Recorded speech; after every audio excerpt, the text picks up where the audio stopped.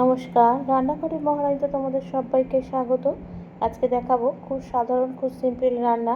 আর এই জ্বর, সর্দি, কাশি হলে মুখে যখন আমাদের রুচি ফেরে না, তখন কিন্তু আমরা যে কোনো বাটা, সবজি বাটা যা কিছু দিয়ে খাই, ভর্তা টাইপ করে খাই, সেটাই তোমাদের দেখাবো। আজকে দেখাবো ঝিঙের খোসা বাটা। ঝিঙেটাকে অনেকগুলো ঝিঙে রান্না করেছি, সেই খোসাটাকে কিন্তু খোলা ছাড়িয়ে রেখেছি। লাগবে পেঁয়াজ, লঙ্কা, রসুন। কড়াইতে দেখো জল বসেছি। প্রথম যেটা করব, যে স্টেপটা, ঝিঙের খোসাটা যেহেতু একটু শক্ত হয়, সেজন্য কিন্তু ঝিঙের খোসাটাকে আগে একটু ভাপিয়ে নেব। তাই জন্য আমি কিন্তু কড়াইতে একটু জল দিয়ে দিয়েছি, দিয়ে একটু নুন দিয়ে কিন্তু ঝিঙের খোসাটাকে একটু সেদ্ধ করে নেব। তাহলে আমার বাটার প্রসেসটা আরও সোজা হবে, সেই জন্য কিন্তু এইভাবে করব। এবার দেখো দিয়ে দিয়েছি, জল দিয়ে দিয়েছি, ঝিঙেগুলো দিয়ে দিয়েছি, ঝিঙের খোসা। এবার একটু নুন দিয়ে দিলাম।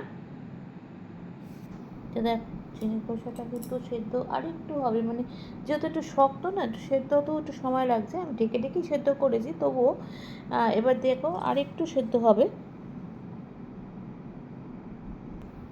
আচ্ছা দেখো, এবার যেটা করবো, এটা হচ্ছে মিক্সি নিয়ে নিয়েছি, ঠান্ডা করেছি। ঝিঙের খোসাটাকে কিন্তু নামিয়ে আমার ঠান্ডা করা হয়ে গেছে। এবার কিন্তু এটাকে আমি মিক্সিতে দিয়ে দিয়েছি, দিয়ে এবার এটাকে কিন্তু পেস্ট করব। আচ্ছা, শুধু ঝিঙের খোসাটা করবো না, কিন্তু এর সাথে রসুনও দেবো আর লঙ্কাও দেবো। এই দুটো দিয়ে কিন্তু একসঙ্গে পেস্ট করব। ঝিঙের পেস্টটা কিন্তু হয়ে গেছে। ঝিঙেটা মিক্সিতে ভালো করে বেটে নিয়েছি। কীরকম হয়েছে তোমাদের দেখাচ্ছি, দেখো একদম ঠিক পেস্ট করেছি। আচ্ছা, কড়াইতে এবার তেল দিয়ে দিয়েছি। যেহেতু খোসাটা বাটা হয়ে গেছে, এবার নেক্সট প্রসেসটা কীভাবে করছে সেটা দেখো।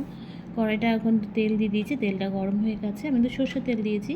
এরপর এখানে কিন্তু কালো জিরে ফোড়ন দিয়ে দিয়েছি। কালো জিরেটা কিন্তু ফোড়ন হয়ে গেছে। এবার আমি এখানে প্রথমে পেঁয়াজটা দিয়ে দিয়েছি, পেঁয়াজটা কুচি করে নিয়েছি। এবার চলো পেঁয়াজটাকে আগে ভালো করে তেলের সাথে ভেজে নেব, তেলের মধ্যে দিয়ে। কেননা পেঁয়াজটা একটু লাল লাল করে ভেজে নেব। এরপরে কিন্তু এর মধ্যে রসুনটা দেবো। রসুনটা দেবো না, মানে পেস্টটা দিয়ে দেবো। রসুনটা যেহেতু একসঙ্গে বেটে নিয়েছি। পেঁয়াজটা কিন্তু ভাজা হয়ে গেছে, দেখতে পাচ্ছ লাল হয়ে গেছে। ভাজাটা লাল লাল করে ভেজে নিয়েছি। এইবার কিন্তু আমি যে পেস্টটা মিক্সিতে করে রেখেছি ঝিঙে, সেটাকে এবার ঢেলে দেবো।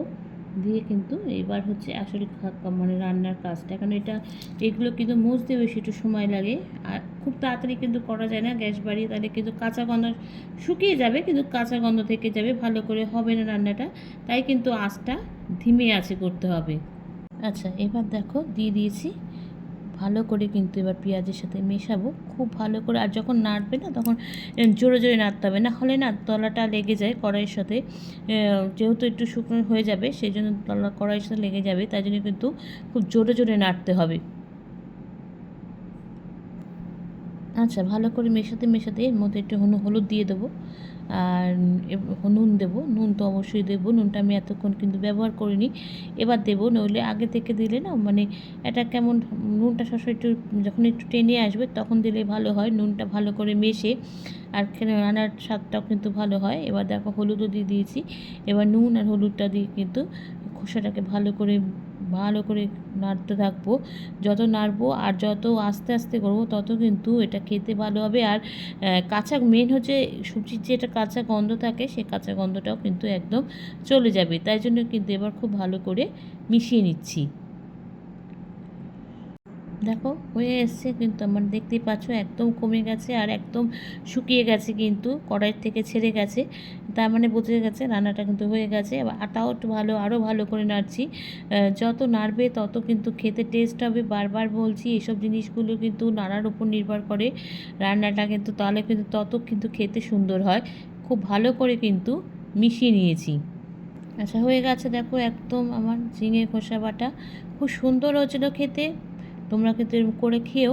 আর বিশেষ করে মুখ, মানে কী বলবো, জ্বর, সর্দি, কাশিতে কিন্তু মুখটা ছেড়ে যায় এরকম ধরনের বাটা খেলে। তোমরা কিন্তু অবশ্যই বাড়িতে ট্রাই করো। আমাকে জানিও লাইক, কমেন্টস আর শেয়ারের মাধ্যমে। তোমরা যারা আমার চ্যানেলটাকে সাবস্ক্রাইব করে আমার সঙ্গে রয়েছো, তাদের জন্য রয়েছে অসংখ্য অসংখ্য ধন্যবাদ। আর যারা এখনও করোনি, তারা প্লিজ চ্যানেলটাকে সাবস্ক্রাইব করে আমার সঙ্গে থেকো। তোমরা সবাই সুস্থ থেকো, সাবধানে থেকো, ভালো থেকো। চলি, টাটা। দেখা হচ্ছে পরবর্তী নতুন কোনো রেসিপিতে তোমাদের সঙ্গে।